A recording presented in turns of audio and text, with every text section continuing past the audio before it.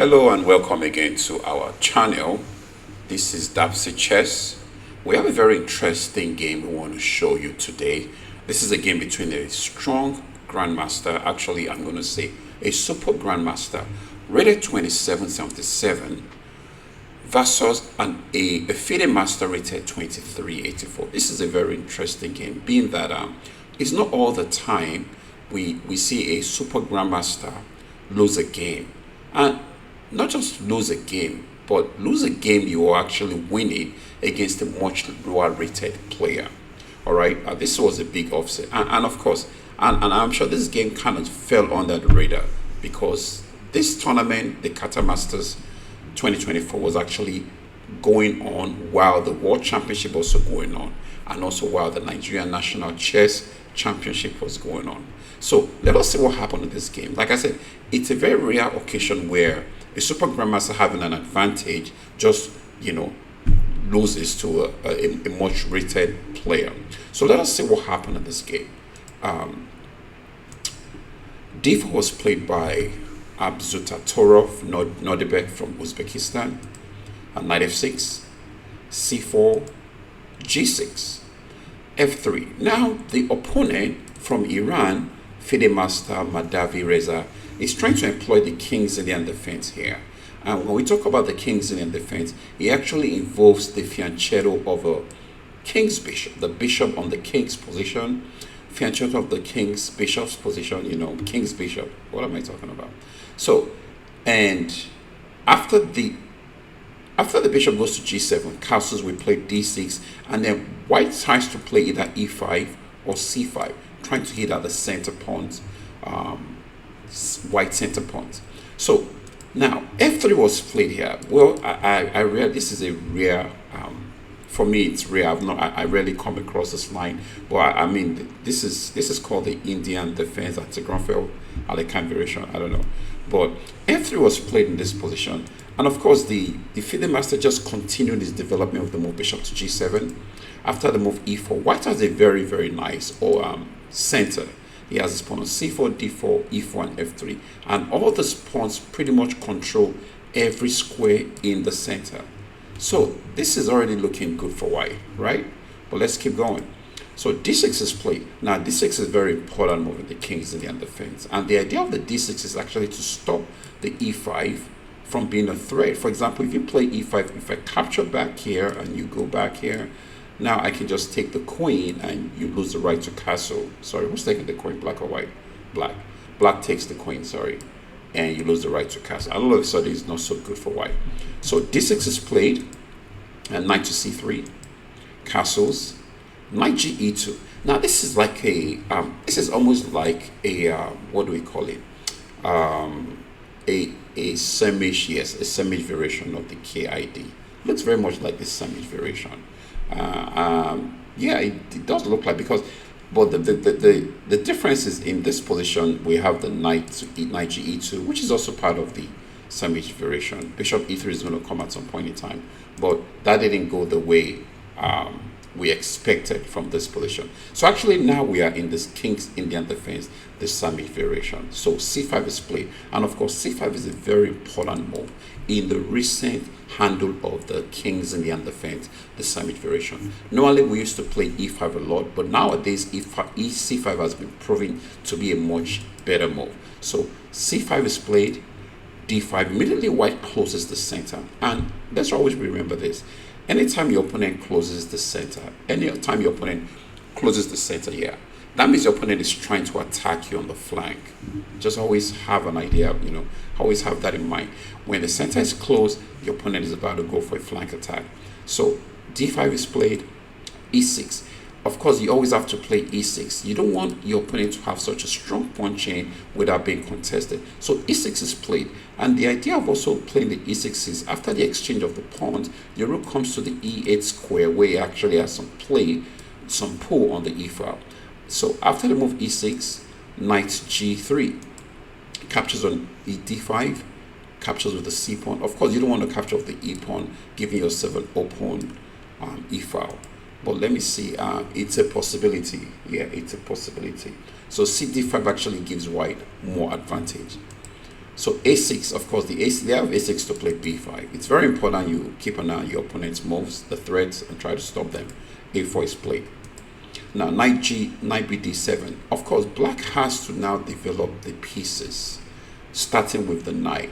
Now, if we look at the bishop, we don't really have a good square for this bishop right now. We can't come to d7, because if we go to d7, we would have taken the best square from the knight. We cannot come to e6, we're going to be down a piece. We can't go to f5, we're going to lose a piece. We can't go to g4, we're going to lose a piece. And h3, we're going to lose a piece. So knight b d7 first. Let us find a square for this knight before thinking about putting this bishop on a good square. So knight b d7 is played, bishop to e2. And of course, white also continues developing his pieces. Rook to b8, of course, very logical move. The idea of rook to b8 is to play the b5 move, and at some point in time move the pawn to b4, force the knight away from the defense of the central pawns, which gives black some kind of counterplay. So castles here, knight goes to e8. The only reason why I think the knight went to e8 is probably to play this f5 pawn push. But then I'm not going to ask myself, what's the point? What would be the point of that f5? You're trying to create some play on the f5. I'm not so sure. So knight e8 was played, bishop to f4, putting pressure on d6, and also finally developing the last minor piece for the white pieces. One thing in chess we always have to remember is whenever we are playing a game, we want to make sure that all our pieces are developed. All our pieces are developed. Mostly our minor pieces first. Always make sure your minor pieces are developed first, then every of the other pieces. So bishop f4 was played here in this position. Actually, based on the engine, it wasn't such the best move. Bishop f4 actually was the top move. Bishop f4. I was like, if you don't go to f4, where do you want to go? You don't want to come to e3. You don't want to come to e3. You're not really doing much on e3. f4 actually puts pressure on the pawn on d6. So f4 makes a lot of sense. So bishop f4 is played. Now black plays f5. Now this is what I was talking about. When the knight went to e8, the only reason for me in that position is trying to play f5. Now, what is f5 going to achieve? I think f5, the most important thing f5 does is it actually frees this rook, gives this rook an opportunity to put pressure on the f file. And how is this going to work out for black? We really don't know yet. And I think another idea of playing f5 is to try to create some pawn capture to find a way to get this bishop on one of these diagonals. We don't know which right now, but we're going to see what happens. So queen to d2, protecting the weak bishop on f4 and connecting the rooks. Very, very logical moves. Queen to d2 is played. Knight goes to e5. What is the threat? What are the threats? What is the black knight trying to do on e5? Let us check. Can he go to c4? No, he cannot have a bishop. Can he go to d3? No. Can he go to f3? Can I have 3 pieces on f3? What about g4? g4 is possible if this pawn captures and the pawn captures back, because the knight on g4 is going to be supported by the bishop on c8. Every time a piece moves into your territory, you always have to break the position down and find out if there's a threat or not before you actually come up with your own move or your own plan. So king h1, this is a very important move by white, making sure there are no checks on the a7 g1 diagonal. Bishop to d7. Finally, we get the bishop in the game. Remember when we started this line, the idea was to get the knight in the game first. Now we have the knight established on the e5 square. Now we have the chance of getting the bishop to d7. Now the idea of the bishop to d7, not just to develop the bishop, but also to aid the b5 pawn push. What's the point of the b5 pawn push? Now in the game of chess, you always have to create play. I say this a lot in my videos. Create play pretty much means engage your opponent. Like engage your opponent. How do you engage your pawns first, and then the pieces, and then that's how the engagement comes. And then whenever you engage your opponent, you always want to ask yourself what happens when you engage your opponent. What are you getting for the engagement, stuff like that. So bishop d7 was played, captures on f5, captures back with the pawn. Now this capture here is a little confusing, because earlier for me I thought the idea of the f5 is to open up the f file, the idea of the f5 move. But apparently capture of the pawn looks like probably there might be something else black has in mind when he made the move f5. So knight to h5. Looking at this position, white is just in the driver's seat. Why do I say that? White pieces are looking very good. All the pieces, pretty much all the pieces are looking good. Even the bishop on e2, that is kind of passive, has some kind of hold on the b5 square. So white pieces are looking very good compared with black pieces that are not looking so good. They are not looking so good. I mean, they could be better. They are not looking so good. So knight h5 was played, bishop to f8. It's very important bishop to h8. It's very important this bishop stays alive, because once this bishop gets off the board, the dark squares could be very weak, which can bring about a very big problem for the black pieces. So after bishop to f8, white plays bishop to h6, pressure on the rook. Now white's just keeping pressure on black's position. He plays rook f7. Of course, you cannot come to d7, f6, because we have the knight takes. So that's like the only move for black. Rook f7 was played.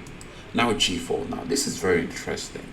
Now the white king is on h1, right? So white plays g4. Now the idea is to open up the g file. Now if there's an opening up of the g file and the hf file, it only can favor the white pieces.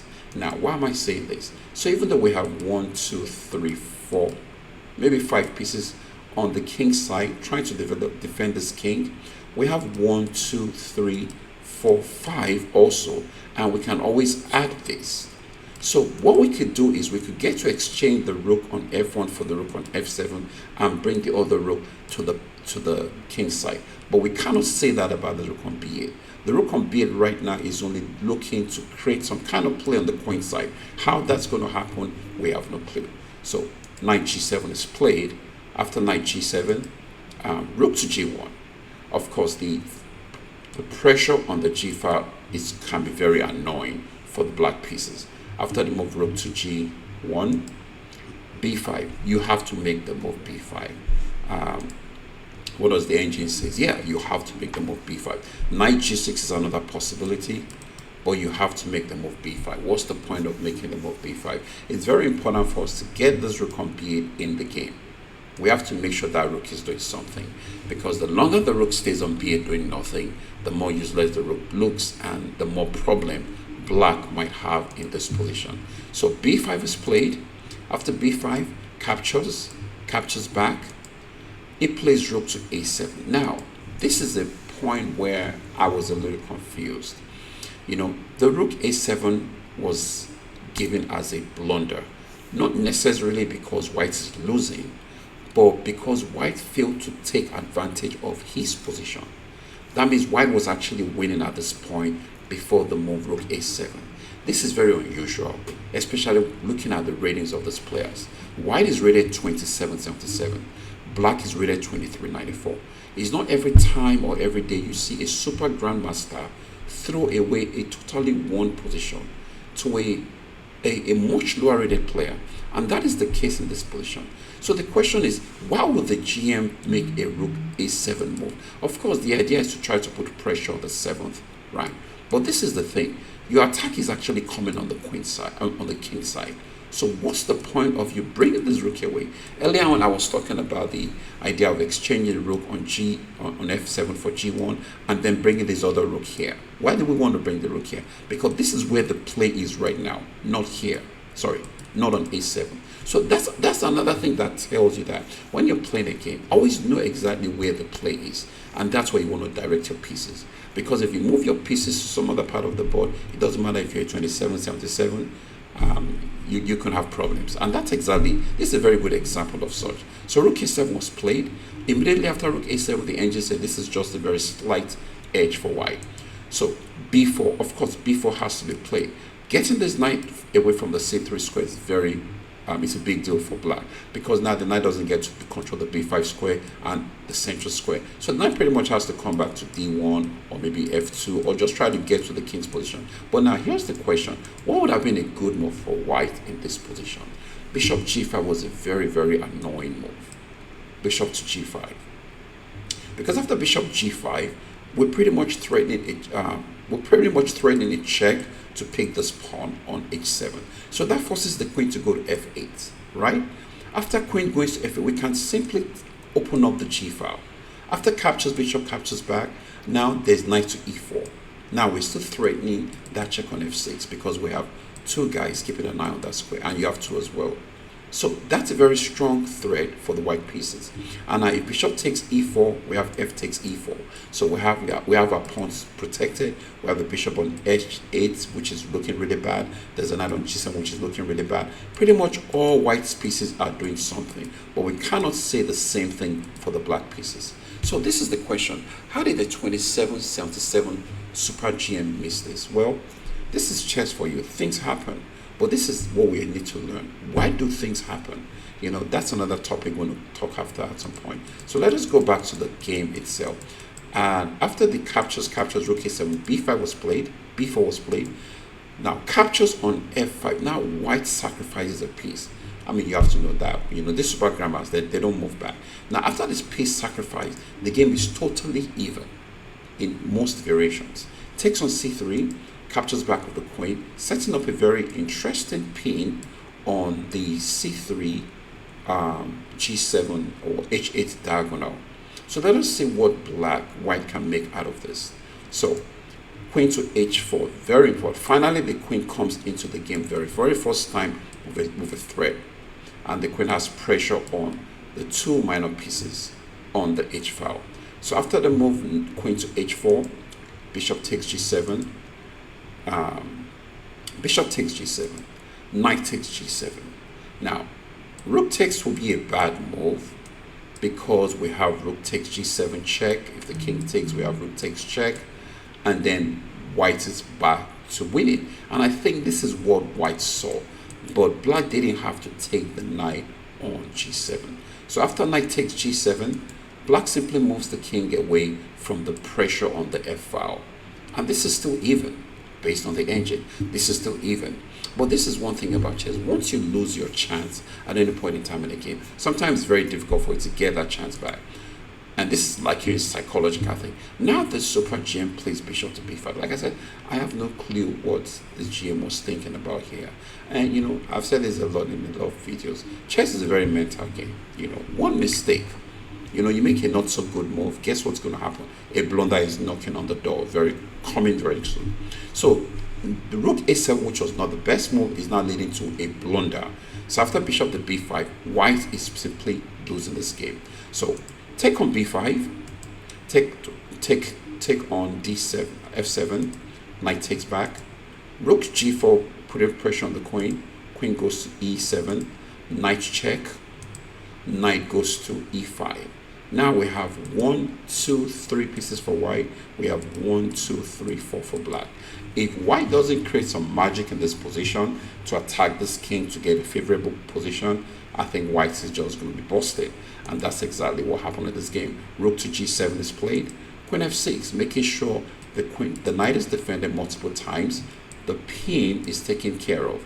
And now moves like rook to g8, just simplifying the position, is just waiting for the black pieces. So here f4 was played, bishop to, after the move f4, bishop to c4, queen goes to, now what's the point of bishop to c4? For example, if you capture here, I'm going to capture back check, followed by queen takes, and then this is hanging, and this is just really bad. So in this position, after the move f4, bishop to c4, queen goes to d2, protecting the pawn, right? Queen takes f5. Now, queen takes f5. So what's the threat now? Queen e4 is a very strong move, followed by bishop takes. This pressure is so strong. So how does white play against this? It takes the knight, queen f3 check, rook blocks.